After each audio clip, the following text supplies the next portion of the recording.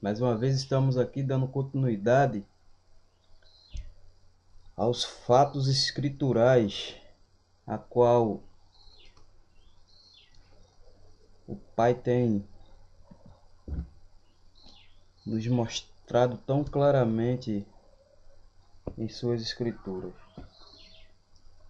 Como já falei, meus amados irmãos, eu creio que, se entendendo o livro de Gênesis, fica por intermédio do Espírito do Criador,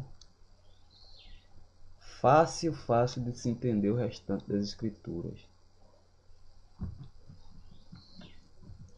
Porém, não se entendendo o livro de Gênesis, fica difícil. Fica difícil entender sobre novo nascimento. Fica difícil se entender quando o Pai chama de morto aquele que está vivo. E muitos aspectos. Fica difícil se entender a questão sobre sacrifícios. Porque toda a escritura, toda, de Gênesis e Apocalipse, aponta para o Messias, aponta para o Salvador. Assim como ele disse no final do livro de Lucas,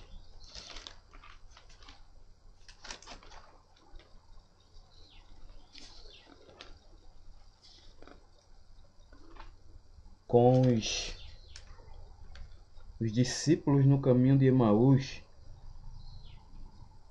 ele diz o seguinte: naquele mesmo dia, 2 deles estavam de caminho para uma aldeia chamada Emaús, distante de Yalhus-Shalaim, 60 estádios, e iam conversando a respeito de todas as coisas sucedidas. Aconteceu que, quando conversavam e discutiam, o próprio Salvador Yalhus se aproximou e ia com eles. Os seus olhos, porém, estavam como que impedidos de reconhecer.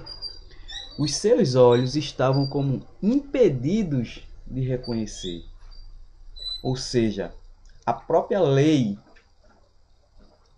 da física, a qual o Criador e Salvador tem domínio sobre ela, impediu que os discípulos o reconhecessem.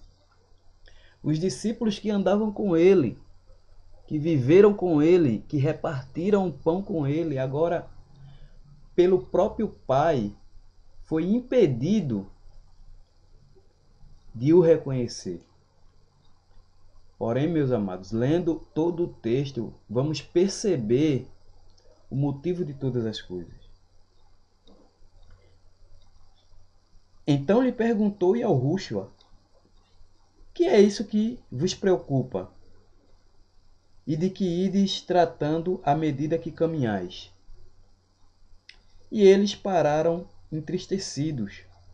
Um, porém, chamado Cleopas, respondeu dizendo: és o único, porventura, que, tendo estado em Jerusalém e Yalhus-Shalaim, ignoras as ocorrências desses últimos dias?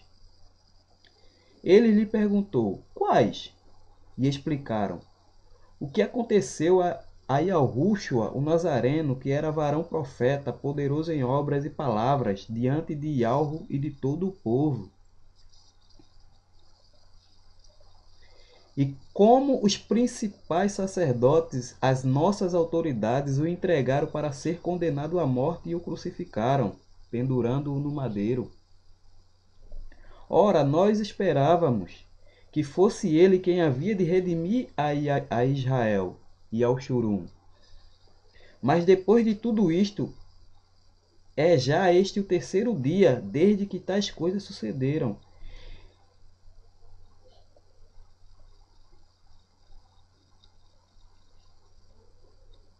É verdade também que algumas mulheres das que conosco estavam nos surpreenderam, tendo ido de madrugada ao túmulo e não achando o corpo de Yalhus, voltaram dizendo terem tido uma visão de anjos, os quais afirmam que ele vive.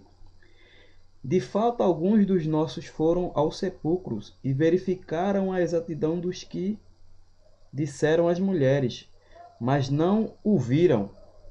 Então lhe disse Yahushua, ó nécios e tardos de coração para crer tudo o que os profetas disseram. Ó nécios e tardos de coração. A palavra nécios, se os irmãos for procurarem o que significa no nosso dicionário, a palavra nécio quer dizer incapazes. Incapazes de entender. Ó nércios e tardos de coração para crer tudo o que os profetas disseram. Ou seja, vocês são incapazes de entender o que os profetas disseram. Porventura não convia que o ungido padecesse e entrasse na sua glória? E começando por Moisés, discorrendo por todos os profetas, expunha-lhes o que a seu respeito constava em todas as Escrituras. Quando se aproximavam da aldeia para onde iam, fez ele menção de passar adiante. Mas eles os constrangeram, dizendo: fica conosco, porque é tarde e o dia já declina. E entrou para ficar com eles. E aconteceu que, quando estavam à mesa, tomando ele o pão, abençoou e, tendo-o partido, lhe deu. Então lhe abriram os olhos e o reconheceram. Mas ele desapareceu da presença dele.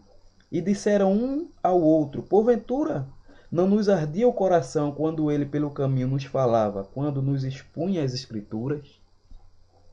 Ou seja, o Espírito do Pai, quando eles estavam a caminhos,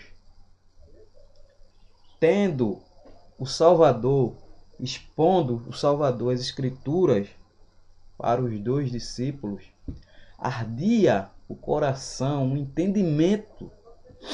O Espírito agora já começou a trabalhar no entendimento dos dois discípulos. E quando chegou o momento crucial, realizado como está escrito no partir do pão, o Pai abriu o entendimento dos discípulos para entenderem o que de fato Moisés e os profetas escreveram. Ou seja, abriu-se o entendimento, houve um novo nascimento, se passou da morte, de um estado espiritual morto, para a vida. Isso nos dá a entender, amados irmãos, e é uma lógica clara, que só entenderão as Escrituras a quem o Pai abriu o entendimento mediante o Espírito, porque não é da vontade do homem, não é da vontade da carne, nem do sangue, não é hereditário, mas unicamente da vontade do Pai. O agente que faz todas as coisas acontecerem é o Pai, mediante o Espírito que vivifica. Não existe esse negócio de livre-arbítrio. Isso acabou e eu vou provar, por intermédio das Escrituras, que isso acabou. Deixemos de mão o que o homem inventou e vamos para a Escritura. Vamos ler a Escritura. Vamos crer realmente de fato na Escritura, mediante o Espírito do Criador. Porque naquele dia, meus amados, no grande dia, o Pai vai dizer: embora a minha Escritura, as minhas Escrituras estavam blasfemadas, foram adulteradas pelo homem, mesmo assim, lá contém a verdade que desde o princípio está exposta para qualquer um. Se assim o Espírito do Pai abrir o entendimento, veja. Porém, a humanidade não está nem aí para as Escrituras. O que vale são os líderes. Na verdade, a humanidade, as pessoas, não julgando toda, porque os verdadeiros eleitos, os escolhidos, estes ouvirão a voz, ou seja, ao ler as Escrituras, perceberão o chamado do pastor, o chamado do verdadeiro pastor, o qual está escrito no capítulo 10 de João. De maneira alguma ouvirão a voz do estranho,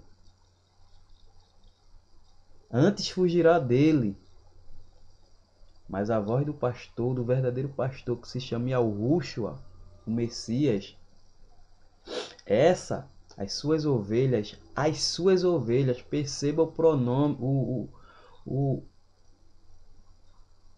a posse, pronome possessivo, as minhas ovelhas. Se existem as suas ovelhas, existem as que não são suas ovelhas. Isso é fato. Quem lê o capítulo 10 de João e vários escritos, está cheio de Gênesis e Apocalipse, que existe um povo escolhido de dentre uma massa toda corrompida por causa da queda, por causa da desobediência no Jardim do Éden. Então, para se entender o que eu vos estou a falar, repito novamente, tem que se entender o capítulo, tem que se entender o que aconteceu de fato no Jardim do Éden. Existia livre-arbítrio? Hoje existe esse livre-arbítrio? Eis a questão.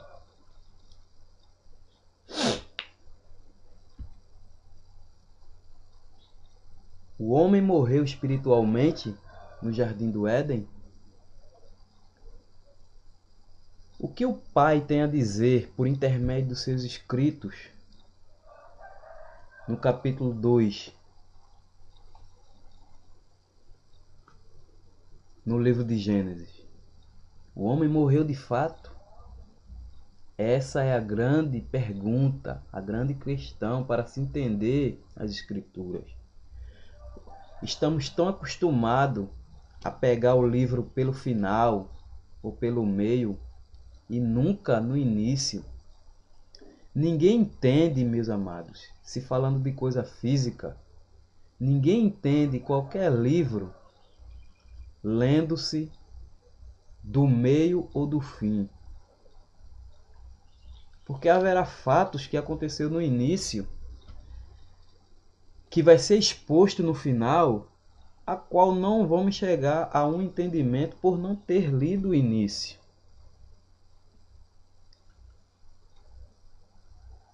Por não entender o que o início quer nos passar. É isso que eu estou tentando expor por intermédio das Escrituras.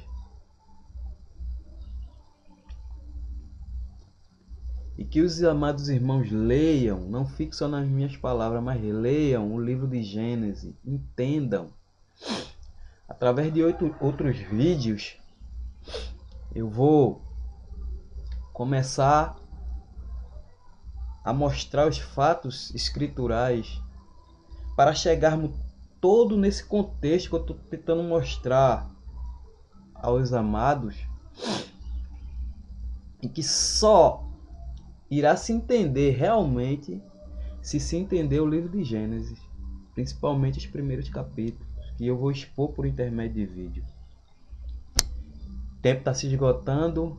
Um abraço a todos e que o Espírito do Pai possa abrir o entendimento dos amados.